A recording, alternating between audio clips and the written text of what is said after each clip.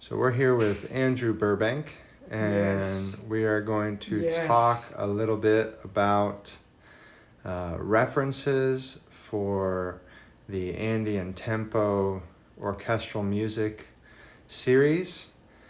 We're going to look at a few of his references in terms of design, in terms of color, in terms of narration. So Andrew, let's first talk about the unexpected math behind Van Gogh's Starry Night. What I like about that educational film is that there's a lot of movement and a lot of action going on as far as Van Gogh's life is concerned. Now, this is not the first time that has happened in animation. Can you give us another example? The first time that actually happened, where a lot of action and movement went on all at the same time, is a symbolic story on the period of early human development, particularly during the Christmas holidays. I have enjoyed this story for as long as I can remember. What story is that? It is the Raymond Briggs classic, The Snowman.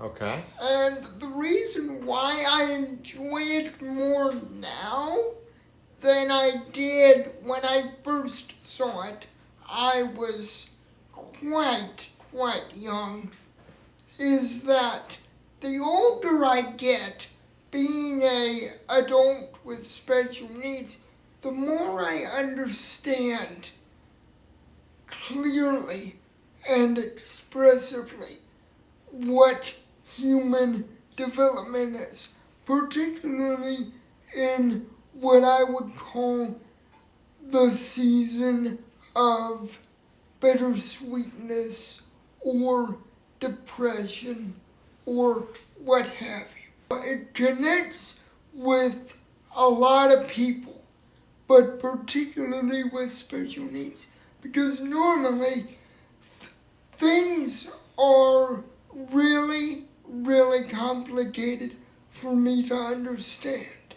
But the idea of human development, early human development, from 4 to probably 9 or 10, that is hard to understand, unless you're looking at a manual. But the thing that Raymond Briggs did and what the animators did was they combined action, they combined sound, which as children we all are fond of sound, and most importantly, music. I think the music really makes that film, that program, even more special now than it has been. I still love all of it. It's just that when we get older, we have to concentrate on one particular aspect. Well, it helps because it helps people experience, visuals and music from as early as, like I said, the demographic that it's geared toward. What it does to the viewer, not to the child, not to the adult, but to the viewer, is that it tells you, enjoy the moment. Enjoy the moment. That is what is so symbolic about it. Now more than ever. It just goes from from from early childhood to middle childhood. In other words, there are periods where somebody is born and we all have to deal with certain situations like death. You know, so sometimes, you know, we need to express it in a simpler or straightforward manner. The program, watching it, drove my parents crazy. Now the main point is enjoy the moment, but at the same time, try not to over consume everything. So tell me a little bit about why Britt Alcroft's Thomas and Friends. Why is that inspiring to you? It has had such an impact on me, particularly during my preschool days, because the style of writing they had was very, very different compared to what it is now, because they were so effective at teaching the kids,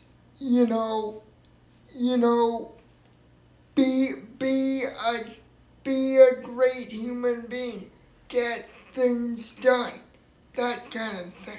Well, it was more like teaching in an effective manner. In the old days, particularly in my generation, because I feel that today's generation is consumed with a lot of other sayings. They say, be good, get this done, but then they might use it too much. Otherwise known as, am I saying the right term here? Selling out. So you're kind of saying that people are maybe consuming modern television more as entertainment rather than education? Yeah. Okay, that makes sense. Tell me a little bit about so Marc Chagall. The thing that I admire about Chagall is that he reinvents himself in his old hometown in Russia in a simplistic manner. Mm-hmm. Kind of like the snowman. It is so simple and so expressive, and it has a lot of movement too. Mm-hmm. That's pretty much what it is. So you find the ability to communicate profound concepts and ideas through simple art. Yeah. Or minimalist art. You find that inspiring? To a lot of people. Mm-hmm. Not just myself. But I want to make it so that a lot of people can come up to me and say, I admire your work. I admire your work because it's, easy to understand and the visuals are expressive and whatnot. The common theme is education, and effective education, and not entertaining education. Not necessarily entertaining education, but just instructional enough to help all people. Yes, not just fourth graders, but all people still learn something